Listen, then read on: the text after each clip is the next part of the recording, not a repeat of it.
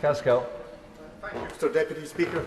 I think I first of all require to put on record that it is rather perverse that COP26 is taking place in Glasgow, Scotland's largest city, and yet the Scottish Government will not be formally represented.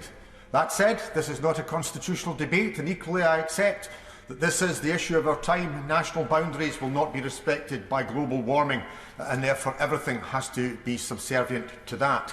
But there is an issue there. But as many have said, this is the issue of our time. It challenges humanity. It challenges every other species. It's not just ourselves who live on this planet. It is a wondrous planet that we recognise. I remember as a child reading about the extinction of the dodo. A child now would hold a limitless book of species that are being wiped out. We are doing incredibly harm to animals and wildlife that lack the consciousness of what is befalling them, done by us. Equally, we have to change that, because the future for our children and our grandchildren will be grim indeed. They will curse us if we don't take action, and speedily. Neither superheroes nor science is going to be able to save us. We do have to change. I remember reading the author and scientist Jared Diamond's book Civilizations, in which he mooted and wondered why the Easter Islanders, which were once populated, had cut down the forests that existed and then the final tree, meaning that life could no longer continue.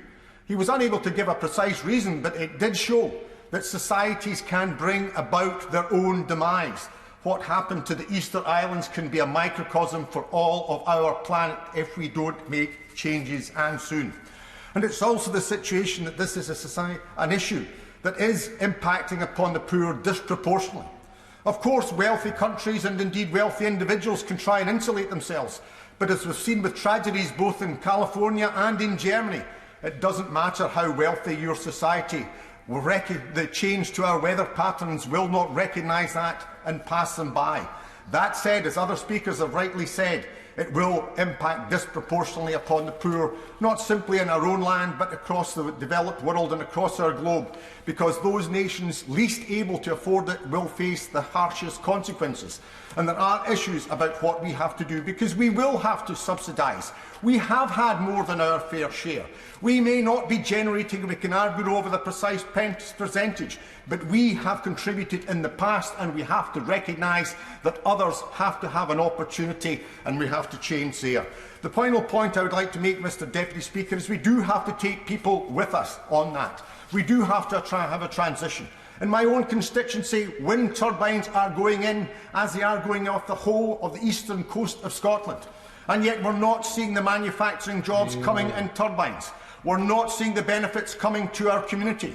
We are going to see the work, we are going to see cabling of the energy created off Scotland's shores down to the north east of England.